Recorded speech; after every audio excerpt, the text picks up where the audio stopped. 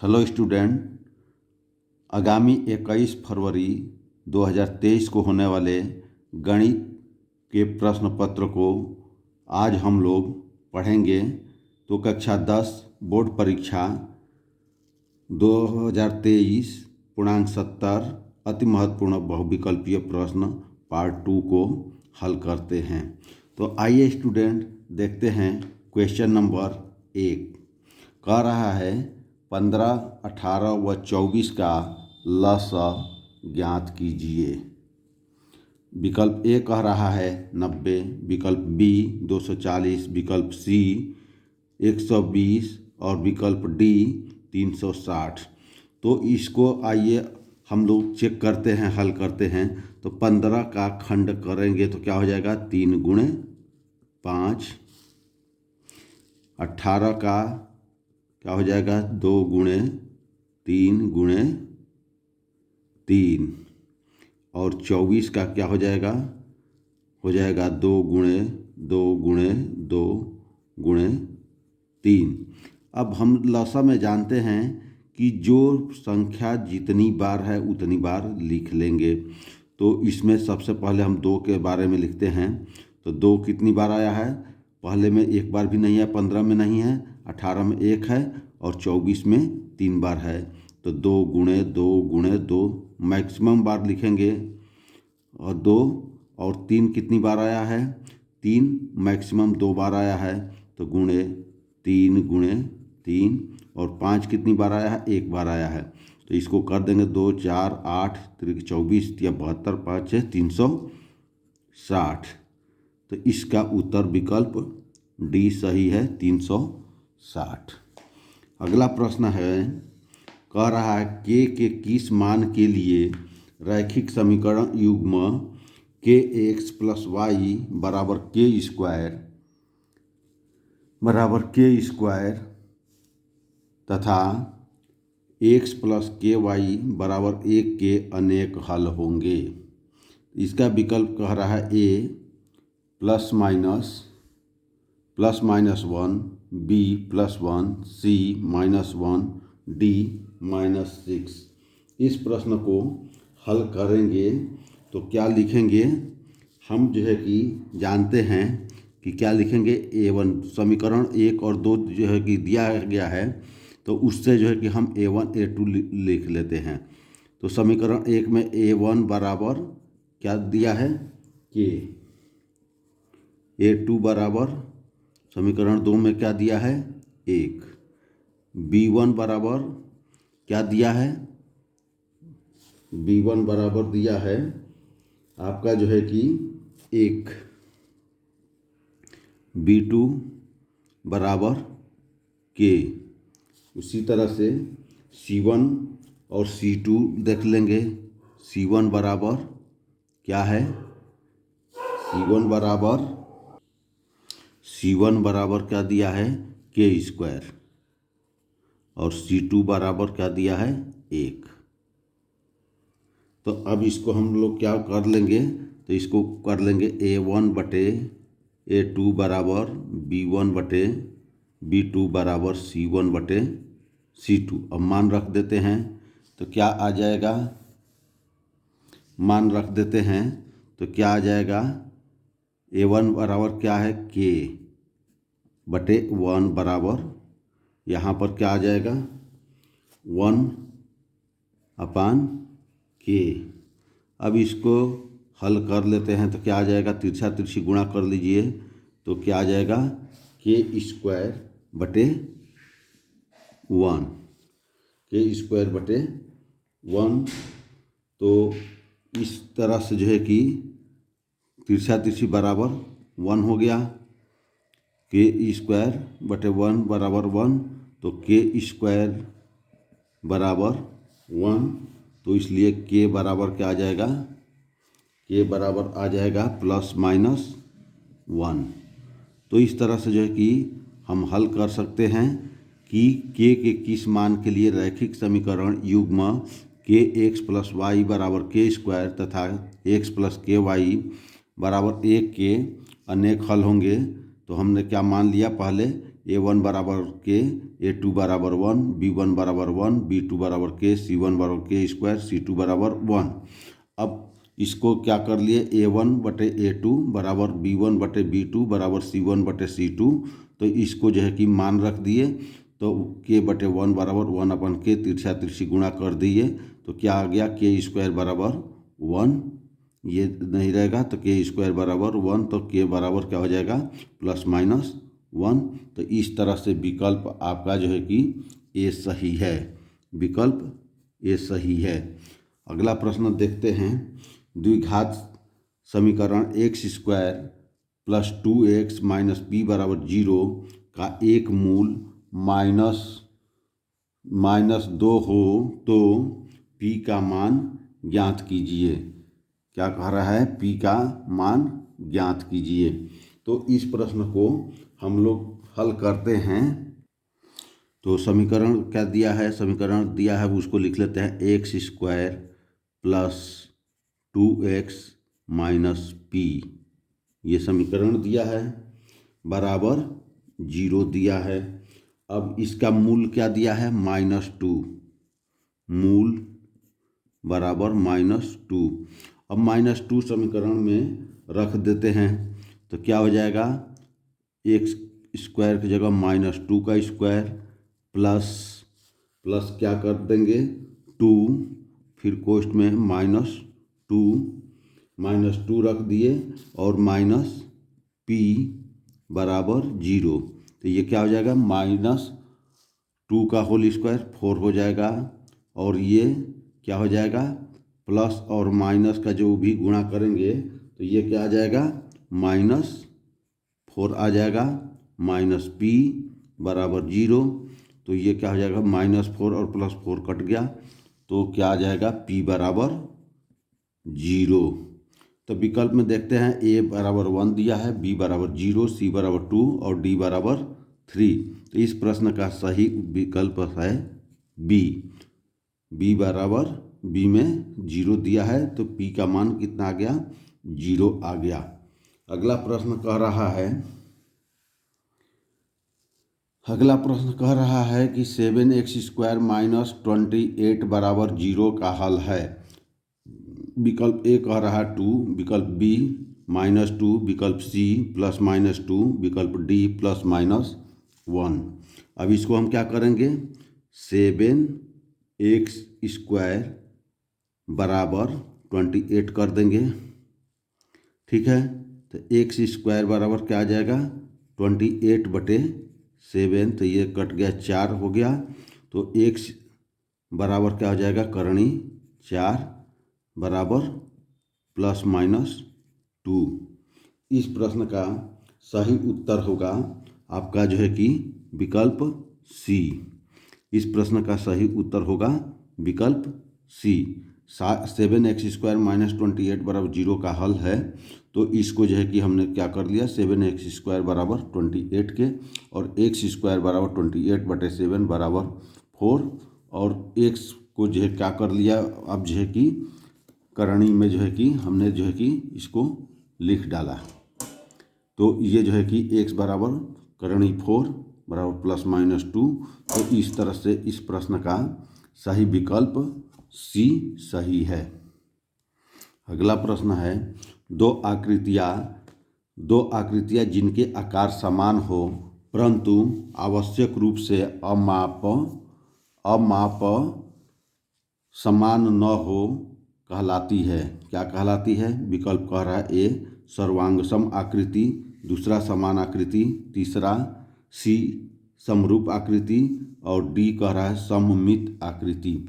तो दो आकृतियाँ जिनके आकार क्या है, समान हो, तो कैसे किस प्रकार की आकृति बनेगी, समरूप बनेंगी, चाहे छोटा हो चाहे बड़ा हो, तो दोनों की आकृति समान होगी, लेकिन अमाप जो है कि समान न हो, तो उस तरह की कौन सी आकृति बनती है, आकृति समरूप आकृति बनती है। विकल्प सी सही है। तो अगला प्रश्न देखते हैं, आइए अगला प्रश्न देखते हैं।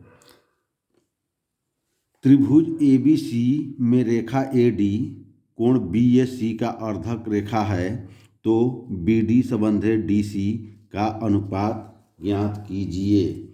ये कह रहा है कि इसका जो है कि अनुपात दिया है 6:5, 5:6, 3:2 और D 2:3। तो ये कह रहा है प्रश्न में कि एक त्रिभुज दिया गया है, तो त्रिभुज हम पहले खींच लेते हैं। तो ये जैसे मान लीजिए कि ये त्रिभुज दिया है, ये त्रिभुज दिया है और इसका कह रहा है कि अर्धक ए बी त्रिभुज में AD और कोण BAC का अर्धक है। तो ये जो है कि AD हो गया, ये जो है कि हमने क्या कर दिया, खींच लिया त्रिभुज। ये B है और ये C है और ये A है और इसका अर्धक जो है कि कह रहा है D खींच लिया गया है। और इसका कह रहा है कि माप दिया गया है, तो माप जो है कि इसको ज्ञात करना है। तो त्रिभुज में जो है कि जो भी D संबंध है, BD संबंध है, DC का अनुपात ज्ञात कीजिए, जिसका ये माप दिया है 6 सेंटीमीटर और ये 5 सेंटीमीटर, ये अनुपात दिया है। तो इसके अनुसार अगर हम जो देख रहे हैं तो इसका उत्तर जो है कि आपका ए विकल्प सही हो जाएगा। 6:5, D संबंध है कौन कौन से, B और D, ये BD हो गया और ये DC का अनुपात, यानी ये जो दिया गया है इसके जो है कि ये अगर समकोण त्रिभुज एक एक को अलग अलग देखते हैं तो इस आधार पर जो है कि 5 और 6 जो है कि 6 इसका हो जाएगा, BD का हो जाएगा, BD का हिस्सा का, और इसका जो है कि DC का 5 हो जाएगा। तो इस प्रश्न का उत्तर ए सही है, 6:5, 6:5। इस प्रश्न का सही उत्तर 6:5 है। अगला प्रश्न कह रहा है सही उत्तर चुनकर उसका औचित्य दीजिए। जैसे एक ये त्रिभुज दिया हुआ है, ये जो है कि ABC ये त्रिभुज है, AB दिया है 6 सेंटीमीटर और जो है कि BC दिया है 6×3 और ये 12। तो कोण ज्ञात करना है।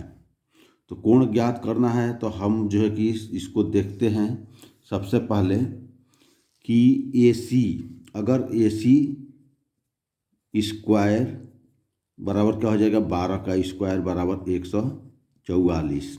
हम AB का स्क्वायर देख लेते हैं, AB स्क्वायर बराबर 6 का स्क्वायर बराबर 36 और उसके बाद से BC का स्क्वायर देख लेते हैं, तो ये क्या हो जाएगा, 6×3 का स्क्वायर बराबर 108। अगर इन दोनों को अगर हम जोड़ देते हैं तो क्या हो जा रहा है, 144। तो अगर यहाँ पर पाइथागोरस प्रमेय लागू करते हैं, पाइथागोरस प्रमेय से, तो कोण जो है कि B पूछ रहा है, कोण B, तो इसके अनुसार देखा जाए तो AC स्क्वायर बराबर AB स्क्वायर धन BC स्क्वायर के बराबर है। तो कोण B क्या हो जाएगा, 90 डिग्री का हो जाएगा। तो इस प्रश्न का हल इसके हिसाब से निकल गया। तो ये 12 का वर्ग हो जाएगा और बराबर ये जो है कि 6 का वर्ग धन 6×3 का वर्ग। तो इस तरह से जो है कि इस प्रश्न में पाइथागोरस का प्रमेय लागू करने पर जो है कि कोण C 90 डिग्री का हो जाएगा। अगला क्वेश्चन देखते हैं, यदि दो समरूप त्रिभुज का संगत भुजाएं 2 संबंधे 3 के अनुपात में है तो उनके क्षेत्रफल का अनुपात होगा। कह रहा है यदि दो समरूप त्रिभुज का संगत भुजाएं 2 संबंधे 3 के अनुपात में हैं तो उनके क्षेत्रफल का अनुपात होगा। तो क्षेत्रफल का अनुपात क्या हो जाएगा, भुजाओं का स्क्वायर हो जाता है। तो इसलिए जो है कि हम क्या कर लेंगे, संगत भुजा कितना है, 2 संबंधे 3 अर्थात 2/3। तो इनका जो है कि अगर क्षेत्रफल निकालना है तो क्षेत्रफल के लिए हम इनका जो है कि इन भुजाओं का स्क्वायर कर देंगे, बराबर 4/9 बराबर 4/9। इस प्रश्न का सही उत्तर विकल्प सी है, 4/9। 4/9 ये जो है कि सही है। अगला प्रश्न कह रहा है, यदि दो बिंदुओं Q 6 ये है प्रश्न, यह है यदि दो बिंदुओं Q 6 -6 व R -2 3 को मिलाने वाली रेखाखंड का मध्य बिंदु P A/3 4 है, तो A का मान ज्ञात कीजिए। तो इस प्रश्न का जो है कि हम हल करते हैं तो क्या निकलेगा मध्य बिंदु का, तो क्या निकालेंगे कि मध्य बिंदु का निर्देशांक जो दिया है, तो A का मान पूछ रहा है, तो मध्य बिंदु का निर्देशांक x बराबर क्या हो जाएगा, x इसको मान ले रहे हैं, तो क्या हो जाएगा, ये जो है कि दोनों बिंदुओं के x1, ये x1 और x2, ये क्या हो जाएगा, ये x1 यहाँ पर हम ले रहे हैं, x1 बराबर -6, x2 बराबर कितना है -2, और जो है कि y1 के बारे में तो कह ही नहीं रहा है, तो इसको जो है कि हम क्या कर लेंगे, x1 + x2, x1 + x2/2। अब जो है कि क्या हो जाएगा, x1 कितना है -6 + -2/2 बराबर 8/3, और मध्य बिंदु का निर्देशांक P कितना दिया गया है, A/3 बराबर 8/3। तो ये जो है कि 8/2 है, ये जो है कि 2 है ये, तो इसको हम जो है कि 8/2 हो जाएगा, 3 नहीं है 2 है। अब तिरछा तिरछी गुणा कर देते हैं, तो क्या आ जाएगा, 2A बराबर 3 × 8, 3 × 8। अब जो है कि इसको क्या कर लेंगे, 2A बराबर 24, तो A बराबर क्या हो जाएगा, 24/2 बराबर 12। तो इस प्रश्न का उत्तर क्या हो जाएगा, ये जो है कि -6 और प्लस जो है कि 2 -8, ये जो है कि जोड़ रहे हैं, तो माइनस माइनस ये -8/2 हो गया है, और यहाँ पर भी -8/2 हो गया है, और यहाँ पर जो है कि ये -8 का करेंगे तो ये क्या आ जाएगा, -24 आ जाएगा। अब ये जो है कि A बराबर -24/2 बराबर -12, इस प्रश्न का उत्तर आएगा -12। तो इस तरह से जो है कि ये दो बिंदुओं Q -6 व R -2 3 को मिलाने वाली रेखाखंड का मध्य बिंदु P A/3 4 है, तो A का मान ज्ञात कीजिए। तो मध्य बिंदु का निर्देशांक x को ज्ञात करना है, तो x1 बराबर -6, x2 बराबर -2, तो दोनों का मध्य बिंदु को निकाल देंगे, तो -6 प्लस कोष्ठ में -2/2 बराबर -8/2 को हल करेंगे तो क्या आ जाएगा, इसका जो है कि उत्तर जो है कि A/3 बराबर -8/2, तिरछा तिरछी गुणा कर लिए तो क्या आ जाएगा, 2A बराबर 3 × -8, तो 2A बराबर -24, और A बराबर -24/2 बराबर -12। तो इस प्रश्न का सही विकल्प B है, -12 इस प्रश्न का सही उत्तर है। अगला प्रश्न है, बिंदु 3, 4 की मूल बिंदु से दूरी है, तो मूल बिंदु क्या होता है, तो मूल बिंदु 0 0 होता है, मूल बिंदु 0 0 होगा। और इसका जो है कि मूल बिंदु से जो है कि जो बिंदु दिया गया है बिंदु के, तो बिंदु के बीच की दूरी, बिंदु के बीच की दूरी d बराबर क्या हो जाता है करणी में x2 माइनस x1 का whole square plus y2 minus y1 का होल स्क्वायर। अब इसमें जो है कि x2 और क्या दिया है बिंदु 3 4 तथा 0 0 के बीच की दूरी, तो यानी एक जो है कि 3 4 और वह 0 0 के बीच की दूरी निकालना है। तो क्या हो जाएगा x2 0 हो जाएगा, 0 माइनस 3 का स्क्वायर प्लस 0 माइनस 4 का स्क्वायर बराबर क्या हो जाएगा करणी में 3 का ऋण 3 का वर्ग, ऋण 3 का वर्ग धन कितना ऋण 4 का वर्ग बराबर क्या आ जाएगा करणी में 9 प्लस 16 बराबर करणी में 25 बराबर क्या आ जाएगा 5। तो इस प्रश्न का सही उत्तर होगा विकल्प डी 5, विकल्प डी 5 सही होगा।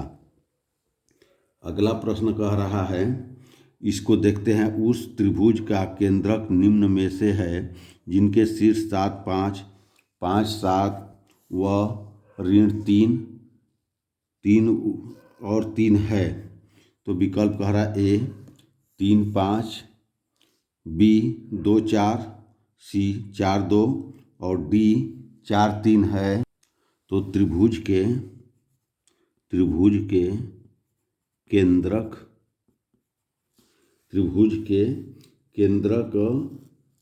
x बराबर क्या हो जाएगा x1 plus x2 plus x3 बटे 3, और उसके बाद से उसी तरह से y बराबर क्या हो जाएगा y1 plus y2 plus y3 बटे 3।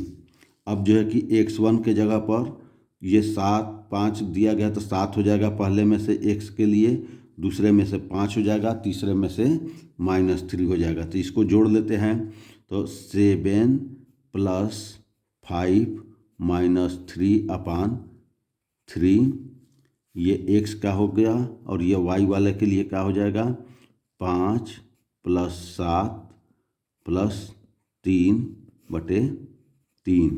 तो ये क्या हो जाएगा x के लिए 7 5 12, 12 में से 3 गया 9, 9 बटे 3, और ये जो है कि कट करके आ जाएगा 3, और ये क्या हो जाएगा 7 5 12 3 15, 15 बटे 3 बराबर 5।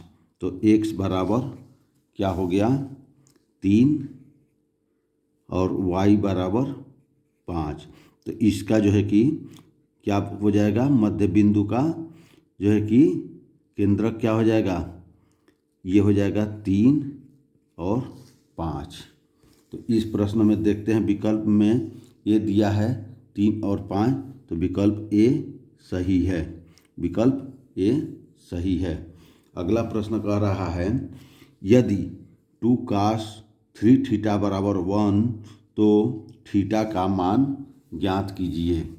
अगला सवाल कह रहा है, यदि 2 cos 3 थीटा बराबर 1 तो थीटा बराबर क्या होगा का मान ज्ञात कीजिए। तो इसको जो है कि हम हल करते हैं तो क्या मिलेगा, तो इसके विकल्प में दिया गया ए 90 डिग्री, बी 45 डिग्री, सी 60 डिग्री, डी 20 डिग्री।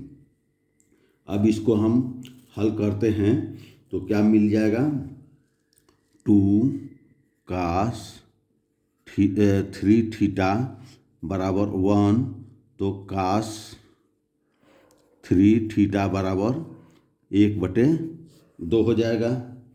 तो ये जो है कि काश कितने डिग्री का मान जो है कि 1 हो जाएगा, तो ये जो है कि क्या हो जाएगा, काश 3 थीटा बराबर 1/2 मान कितने का होगा, काश 60 डिग्री का होगा। काश काश कट गया तो क्या हो जाएगा, 3 थीटा बराबर 60 डिग्री। तो थीटा बराबर क्या हो जाएगा, 60/3 बराबर 20 डिग्री। तो इस सवाल का सही उत्तर विकल्प डी है, 20 डिग्री। तो इस सवाल को हमने हल कर दिया। 2 cos 3 थीटा बराबर 1, तो cos 3 थीटा बराबर 1/2। 1/2 में कितने काश का मान होता है, तो cos 60 डिग्री का मान होता है। तो cos 3 थीटा बराबर cos 60, तो 3 थीटा बराबर 60 डिग्री, तो थीटा बराबर 20 डिग्री। तो अर्थात विकल्प डी सही है। अगला प्रश्न देखते हैं। अगला प्रश्न कह रहा है 2 tan 30/1 + tan स्क्वायर 30 का मान बराबर है। तो इस प्रश्न को हल करना है। तो किस तरह से अगर हम हल करते हैं तो इस सवाल को हम देखते हैं। तो 2 tan 30 का मान कितना होता है, tan 30 का मान होता है 1/3 बटे क्या लिखेंगे, 1 प्लस, फिर यहाँ पर tan स्क्वायर 30 है तो 1/3 का होल स्क्वायर कर देंगे, बराबर क्या हो जाएगा, ये हो जाएगा 2/3 बटे क्या हो जाएगा, ये 1 + 1/3। अब इसको फिर हल करते हैं। तो 2/3 बटे 3 1 4 4/3, 3 ये ऊपर चला जाएगा तो क्या हो जाएगा, 2 × 3/3 × 4। तो ये 4 से ये 2 कट गया, ये 1 करणी से 1 करणी यहाँ पर लग गया, बराबर क्या आ गया, करणी 3/2। तो करणी 3/2 किसका मान होगा, तो दिए गए विकल्प में sin 60 का मान करणी 3/2 होगा। तो इस प्रश्न का विकल्प ए सही है, करणी ये 3/2 मान होगा, sin 60 डिग्री का मान होगा। तो ये sin 60 विकल्प ए सही है। तो अगला प्रश्न देखते हैं। अगला प्रश्न कह रहा है यदि 3 cot a = 4 तो sec a का मान ज्ञात कीजिए।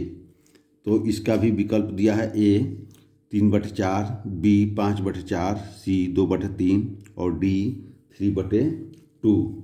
तो आइए इसको हल करते हैं। तो क्या लिखेंगे, पहले 3 cot a = 4। तो cot a बराबर क्या हो जाएगा, 4/3। अब जो है कि इसको हम cot a को क्या लिख सकते हैं, 1/। अब इस प्रश्न को तो cot a को क्या लिख सकते हैं, 1/tan a बराबर क्या हो जाएगा, 4/3। तो tan a बराबर क्या हो जाएगा, tan a बराबर हो जाएगा 3/4। tan a बराबर 3/4। तो sec a का मान पूछ रहा है। तो sec a बराबर क्या होता है, करणी में 1 + tan स्क्वायर a। तब इसका मान रख देते हैं, 1 + tan square a। tan square a का मान रख देते हैं। तो tan a बराबर कितना आया है, ये tan a बराबर है, तो tan a बराबर क्या हो जाएगा, 3/4 का स्क्वायर बराबर क्या आ जाएगा, करणी में 1 + 9/16। तो ये 16 लघुत्तम लेंगे तो क्या हो जाएगा, करणी में 16 + 9/16 बराबर करणी में 25/16 बराबर क्या आ जाएगा, 5/3। 4। तो इस प्रश्न का उत्तर आ जाएगा 5/4। यदि cot 3a बराबर 4 तो sec a का मान होगा, तो इस तरह से हमने हल किया तो इसका मान आया 5/4, अर्थात विकल्प बी सही है। विकल्प बी सही है। तो इस तरह से जो है कि इन प्रश्नों को हम सही करके निकाल सकते हैं। आइए अगला प्रश्न देखते हैं। अगला प्रश्न है, दो वृत्तों की परिधियों में 2:3 का अनुपात है, तो उनके क्षेत्रफलों का अनुपात ज्ञात कीजिए। तो हम जानते हैं कि जो है कि वृत्त की परिधि क्या होती है। वृत्त की परिधि का सूत्र क्या होता है, 2πr होता है। और वृत्त का क्षेत्रफल क्या होता है, वृत्त का क्षेत्रफल बराबर होता है πr²। तो इसमें जो है कि इसका हम वर्ग कर देंगे तो हमारा जो है कि क्षेत्रफल का अनुपात निकल जाएगा। तो विकल्प ए कह रहा है 4/9, 2/3, 7/9 और 4/10। तो 2/4 का जो है कि जब हम वर्ग करेंगे तो इसका विकल्प ए सही है, 4/9। 4/9। अगला प्रश्न है, यदि एक वृत्त का परिमाप और क्षेत्रफल संख्यात्मक रूप से बराबर है तो उस वृत्त की त्रिज्या ज्ञात कीजिए। यदि एक वृत्त का परिमाप और क्षेत्रफल संख्यात्मक रूप से कह रहा है, यदि एक वृत्त का परिमाप और क्षेत्रफल संख्यात्मक रूप से बराबर है तो उस वृत्त की त्रिज्या ज्ञात कीजिए। त्रिज्या ज्ञात करना है तो वृत्त का परिमाप अर्थात वृत्त की परिधि हो जाएगी। तो वृत्त का परिधि बराबर क्या होता है, 2πr। और 2πr और वृत्त का क्षेत्रफल क्या होता है, वृत्त का क्षेत्रफल बराबर होता है πr²। अब ये कह रहा है दोनों बराबर है तो हम इसको क्या कर देंगे, तो 2πr बराबर πr²। अब ये क्या हो जाएगा, पाई से पाई कट गया, एक आर से एक आर कट गया, तो क्या हो जाएगा, r बराबर 2। तो यानी वृत्त की त्रिज्या क्या हो जाएगी, 2 मात्रक हो जाएगी। इस प्रश्न का सही उत्तर विकल्प बी है, 2 मात्रक। अगला प्रश्न देखते हैं क्या कहता है।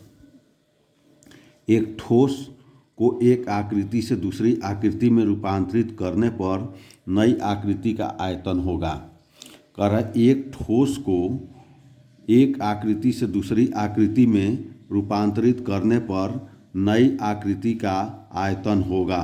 ए बढ़ेगा, बी घटेगा, सी पहले के समान होगा, वह 2 गुना हो जाएगा। तो इस तरह से प्रश्न में जो है कि आकृति वही है तो इसलिए केवल रूप बदल रहा है, तो न बढ़ेगा और न घटेगा और न 2 गुना होगा। तो इस प्रश्न का सही उत्तर होगा विकल्प सी, जितना है पहले के समान होगा। किसके बराबर होगा, पहले के समान होगा। अगला प्रश्न कह रहा है कि एक शंकु को उसके आधार के समांतर एक तल की सहायता से काटा जाता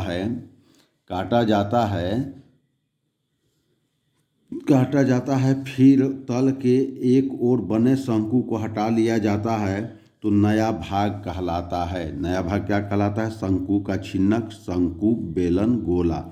तो ये जब उसको काट लिया जाएगा और हटा दिया जाएगा तो ये शंकु का छिन्नक होगा। विकल्प ए शंकु का छिन्नक होगा। अगला प्रश्न कह रहा है 7 सेंटीमीटर की भुजा वाले एक घन से एक बड़ा गोला काट कर निकाल दिया जाता है तो उस गोले का आयतन होगा। यानी 7 सेंटीमीटर भुजा वाले एक घन से की बात कर रहा है और उसका एक बड़ा से बड़ा गोला काट कर निकाल दिया जाता है तो उस गोले का आयतन। तो इसमें देखते हैं तो गोले का जो व्यास होगा, व्यास बराबर क्या हो जाएगा, घन की भुजा के बराबर होगा। घन की भुजा के बराबर होगा। घन की भुजा होगा। तो घन की भुजा कितना दिया है? 7 सेंटीमीटर दिया गया है। 7 सेंटीमीटर दिया गया है। तो गोले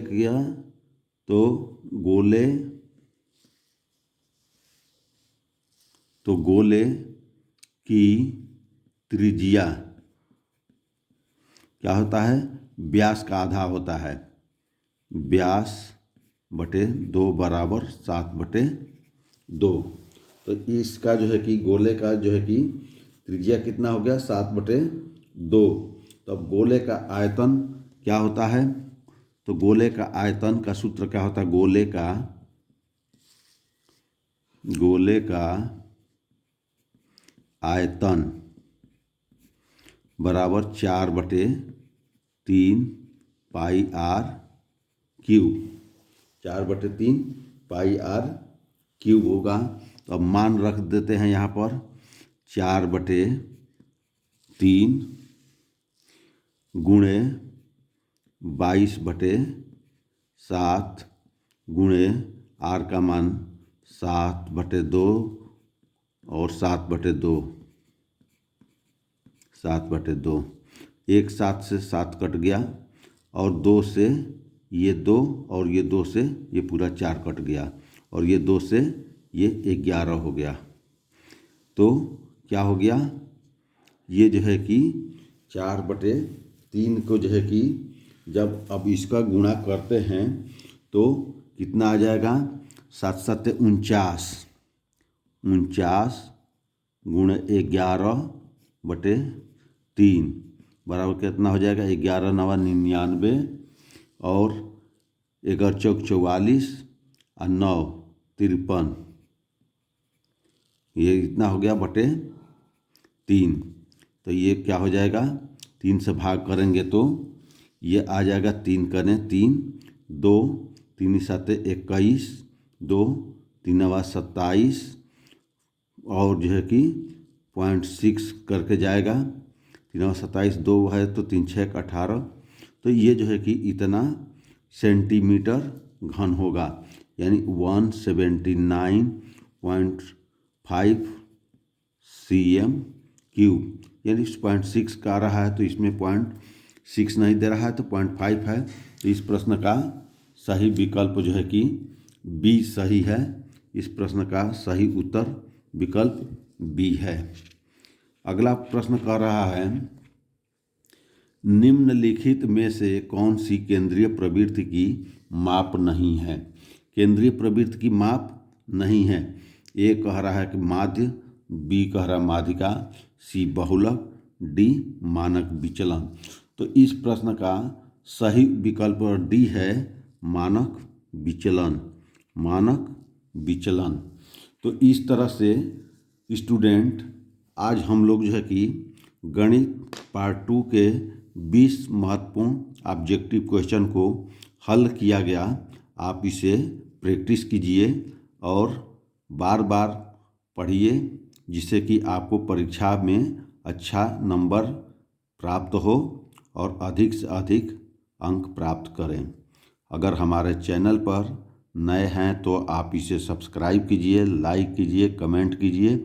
जो दिक्कत परेशानी होगी, जो समस्या या जिस प्रश्न में जो समस्या है समझ में ना आया हो, उसे आप कमेंट करके भेजिए। धन्यवाद स्टूडेंट।